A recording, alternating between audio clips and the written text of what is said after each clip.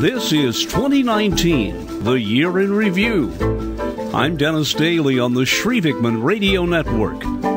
There's no perfect way of coming up with a definitive list of what happens in any particular year, but we checked with half a dozen of the major news services and internet providers and came up with this list of 10.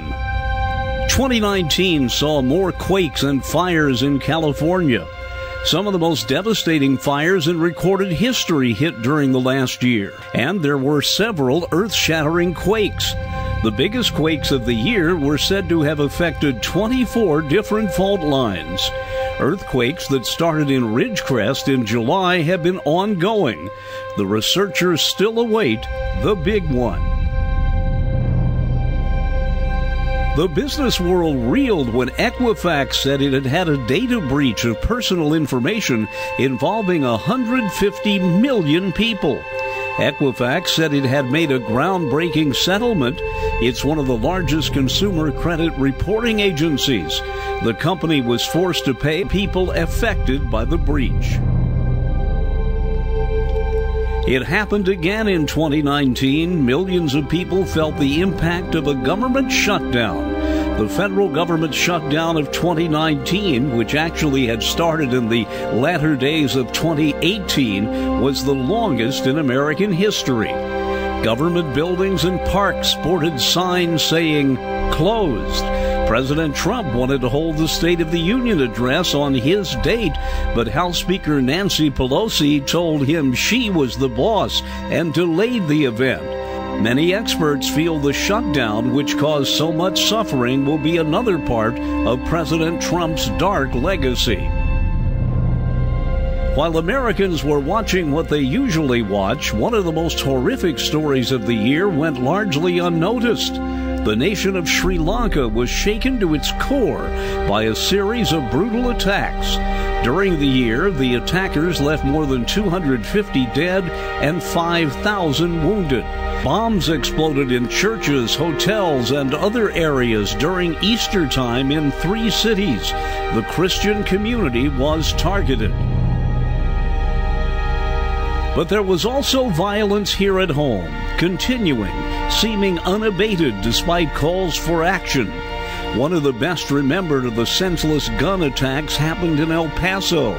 A mass shooting at a Walmart killed 22 and injured 24. It was the deadliest U.S. shooting of the year. The 21-year-old alleged perpetrator had driven 11 hours to get to the border for one purpose: kill people who looked Mexican. The Walmart recently reopened. The gunman was captured and has pled guilty to committing the crimes. In one of the quirkiest events of the year, a call went out to stage a raid at the highly secretive part of the Nevada desert called Area 51. The idea may have started as a joke, but as many as 2 million people signed up on the internet to take part in the attack on the Department of Defense territory. None of the protesters reported seeing an alien. 2 were arrested.